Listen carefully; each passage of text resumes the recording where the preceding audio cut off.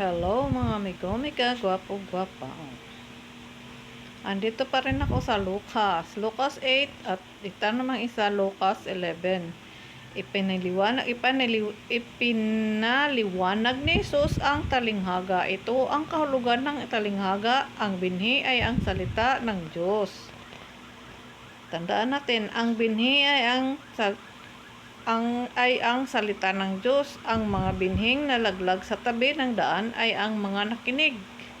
Yung mga nakinig, ngunit dumating ang dyablo at inalis sa kanilang puso ang salita upang hindi sila mananalig sa maligtas. Ang mga nalaglag sa kabatuhan ay ang mga nakinig ng salita at tumanggap nito ng may galak. Ngunit hindi ito tumino sa kanilang puso.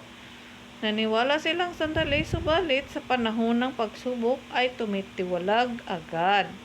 Ang mga nasik naman sa dawagan ay ang mga nakinig, ngunit ng malaon ay nadaig ng mga alalahanin sa buhay at ng pagkahumaling sa kayamanan at kalayawan, kaya't hindi nahinog ang kanilang mga bunga. Ang mga naghasik naman sa matabang lupay ang mga nakinig ng salita. Iniingatan nila ito sa kanilang pusong tapat at malinis at sila'y nagtiyataga hanggang sa namunga.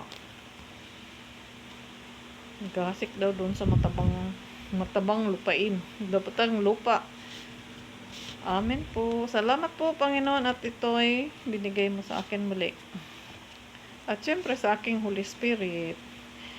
Pag nagtitiis ka talaga, mamumunga ang iyong mga ginagawa. Pag nagtitiis tayo hanggang sa pagdating ng Panginoon, o di ba? Maganda ang kahinatnan. Ito ang binigay sa akin, kaya ito pinapahayag ko sa inyo. Binigay niyo to sa akin dati na. Tungkol dun sa babae at saka dito sa talinghaga tungkol sa maghahasik. Talinghaga tungkol sa maghahasik. Salamat ulit. Kapayapaan para sa lahat.